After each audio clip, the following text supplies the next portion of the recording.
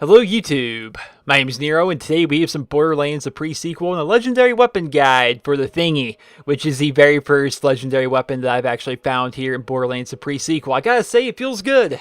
It definitely feels good to start getting some brand new legendaries in Borderlands again. So the first thing we'll look at here is the fact that it's called the Quick Change Thingy. Now keep in mind that Quick Change is just a prefix. As you guys have probably noticed in a lot of Borderlands games, a lot of different guns have prefixes, and these basically mean minute changes to the guns. While the Thingy itself is a gun, there's a bunch of different prefixes for the Thingy that you can get, and they all mean different things. Whereas one prefix might mean it has slightly more damage, but has a slightly worse fire rate, or maybe it has a slightly better reload speed, but it's got a smaller magazine size, or things like that, right? The prefix will always change, but one thing will always remain the same is that the Thingy actually exists and you can actually get it. So the Thingy itself is a legendary rocket launcher that has a chance to drop from any suitable loot source in Borderlands, a pre-sequel. This means you can find this thing in chests, you can find it from vendor machines, you even have a chance to have it drop from just random mobs, but it is in the game and you can get it, and the best chance that you have of getting it is actually from Iwajira out in Serenity's Waste. It actually has an increased chance to drop from that boss. You see the red flavor text that says somebody ate what they appear to be, and as you guys know in Borderlands, that basically means something more than what it just says. You know, if you find a gun that's a unique or a legendary and it has red text, that means it performs a bit differently than what meets the eye.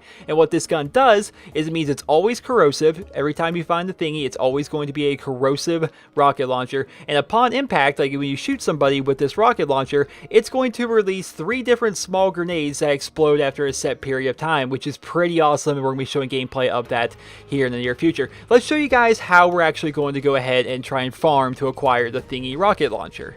So here we are out in Serenity's Waste, and I'm going to be showing you guys exactly the route that we're going to be taking to get to where Iwajira is. So we're going to want to go ahead and take this route I'm showing you guys here. We're basically going to go outside, we're going to go on top of this hill, and we're basically just going to glide across, which is actually pretty cool. So this is a very fast way to be able to farm Iwajira himself, and if you're going for this rocket launcher, you're trying to farm it, I should also note that you're going to find a ton of different weapons as well as a ton of moonstones. So many moonstones. So the first thing you want to do is hop up here, and then you're going to want to do your little jump again, and then you're going to jump all the way over into this cave. It may take a few tries for you guys to get used to it, but you can end up farming Iwajira pretty quickly by doing this. You're going to head in here to this fiery cave, which is actually the location of a secret boss. Maybe a lot of you guys didn't actually know Iwajira actually exists. He's actually a pretty cool little boss. So he's basically just a giant corrosive Kragon, and in reality, he's pretty much a weak boss, having beat him with only 2 level 25s before, but it's a pretty cool boss that not a lot of people really probably knew about, and you can actually come here. There's no quest to come kill this guy or anything. He's just here, and he does drop legendaries. He does drop a ton upon ton of moonstones, as well as a bunch of other very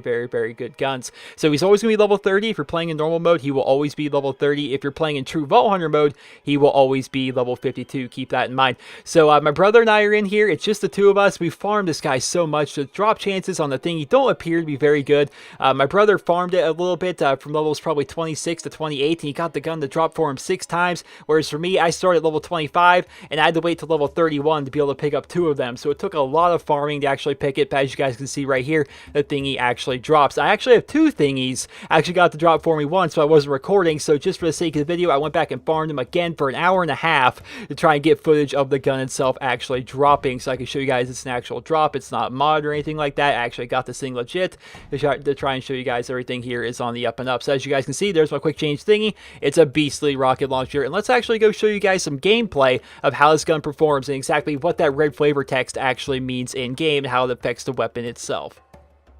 So here we are at the Shock Drop Slaughter Pit, and I figured this would be just a perfect place to show you guys exactly how the Thingy works and how powerful it can be. It's a very strong rocket launcher that will just tear apart enemies. Now keep in mind the people down here, they're not exactly up to my level, so I'm going to melt them pretty easily, but throughout the video I'm actually going to be able to show you guys exactly how this thing works, how the red flavor text, and like what makes this rocket launcher unique. I think you guys will be enjoying that. So the rocket launcher itself, you kind of have an initial explosion. We're going to be showing that here on this Raider right here. So I shoot him, as you guys can see, I do 2,114 damage with the initial blast of the rocket launcher. That's the base damage of it. Now keep in mind, it's actually going to release 3 grenades, and these 3 grenades are all actually going to go ahead and hit the target, assuming, of course, it hasn't already died from the initial explosion of the RPG.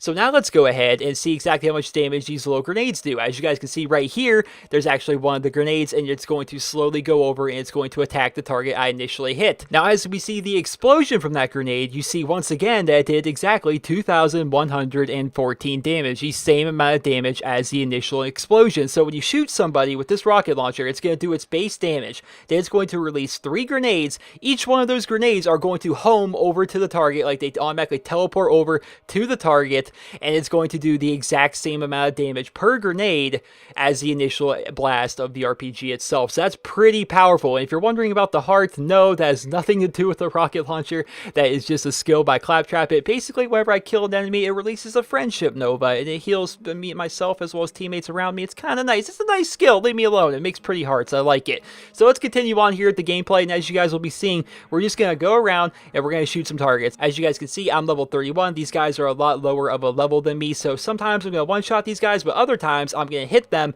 and it's actually going to release some of these grenades. These grenades are going to home over to them. They are all homing grenades. They will go directly to the target that you initially hit, and they're going to explode on them. So this rocket launcher itself, one blast of it can do a ton of damage. It's the equivalent of shooting somebody and doing 4 times the damage if you shoot them with the initial blast and all 3 grenades actually have a chance to hit, which is pretty powerful. It could definitely be pretty good, and it's kind of worthwhile if you factor in the fact that the thingy itself actually consumes 3 ammo per shot. You're consuming 3 ammo per shot, but if the enemy you're shooting at has enough health, it's going to do 4 ammo's worth of damage, which can kind of work out in your favor. So it's definitely a powerful rocket launcher. It's the first legendary weapon that I've actually gotten here in Borderlands, the pre-sequel, and I love it. It's an awesome rocket launcher. I think I might end up using it to get something else, so you guys are going to be seeing that in a later video, but that's going to conclude my legendary weapon guide here for you guys today with the thingy. I'm not sure how I'm going to do legendary guides here in the pre-sequel. If it's stuff that I find, if it's stuff I know how to do, if there's stuff I want to farm for, I'm going to bring you guys more legendary weapon guides just because I really like